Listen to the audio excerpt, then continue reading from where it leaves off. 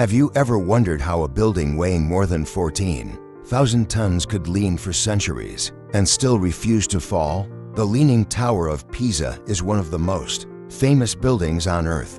But here is the first surprise. It was never designed as a residential tower, and it was never meant to lean. It is a freestanding bell tower built for Pisa's cathedral, standing in the famous Piazza dei Miracoli, the Square of Miracles. Construction began on August 9, 1173.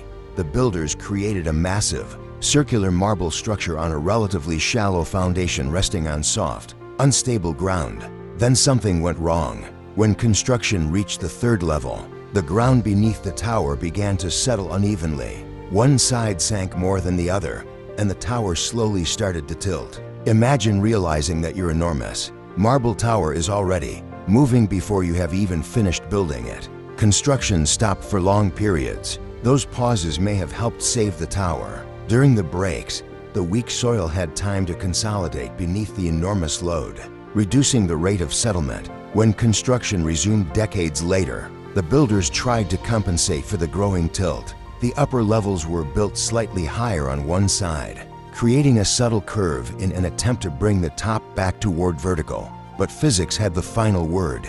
The tower continued to lean. It took nearly 2 centuries, in several stages, to complete the structure. By the 14th century, the bell chamber was finished, and the tower had become exactly what its builders never intended: a gigantic marble monument standing permanently out of vertical alignment. And the numbers are astonishing. The tower is roughly 58 meters tall from its foundation and weighs about 14,450 metric tons. Its foundation is only around 3 meters deep, while the soil beneath Pisa contains soft, compressible layers of clay, silt, and sand. A massive stone structure was standing on ground that was never ideal for such a concentrated load.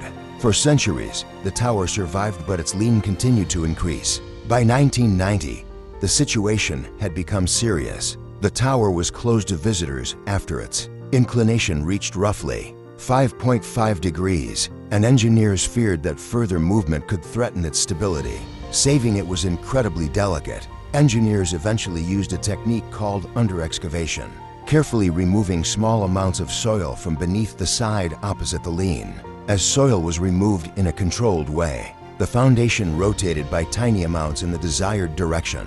Throughout the 1990s and into the early 2000s, engineers monitored every movement while gradually reducing the tilt. They were not trying to make the tower perfectly vertical.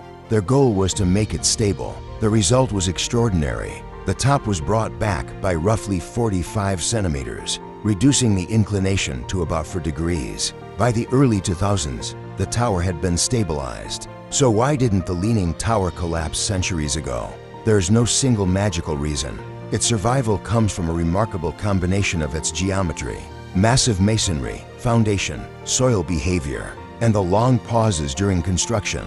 And there is an even stranger detail. The same soft ground that caused the tower to lean also influences how it responds to earthquakes. The foundation and soil system can deform and absorb energy instead of behaving like rigid rock. So today, when you look at the Leaning Tower of Pisa, you are not simply looking at a crooked building. You are looking at a centuries-old engineering mystery that became a lesson in soil mechanics. A construction problem became a monument. A dangerous flaw became a global symbol. And perhaps the most incredible part is this: the tower is famous because it leans, but it is still standing because generations of engineers learned how to make that lean safe.